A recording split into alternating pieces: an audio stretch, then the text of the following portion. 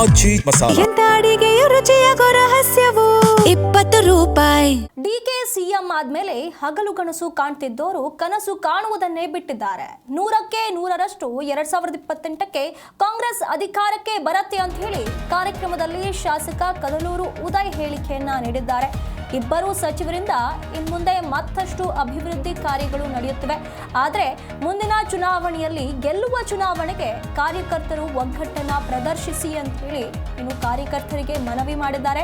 ಹೇಗಿದ್ರು ನಾವು ಗೆಲ್ತೀವಿ, ಆ ಗೆಲುವಿಗೂ ಕೂಡ ನಿಮ್ಮ ಒಗ್ಗಟ್ಟು ಬೇಕು ಅಂತ ಹೇಳಿರುವಂಥದ್ದು.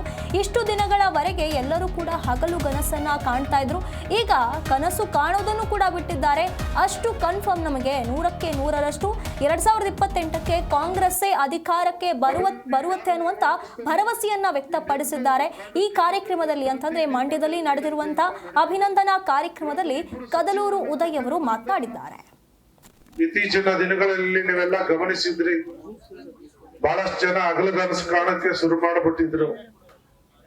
ಈಗ ಹೆಂಗಾಗ್ಬಿಟ್ಟಿದೆ ಅಂದ್ರೆ ಮುಖ್ಯಮಂತ್ರಿ ಹೊಸದಾಗ ಆಯ್ಕೆ ಆದ್ಮೇಲೆ ಜೀವನದಲ್ಲಿ ಕನಸು ಕಾಣೋದೇ ಬಿಟ್ಬಿಟ್ಟವ್ರೆ. ಅಂತ ಪರಿಸ್ಥಿತಿ ಈ ರಾಜ್ಯದಲ್ಲಿ ನಿರ್ಮಾಣ ಆಗ್ತಾ ಇದೆ.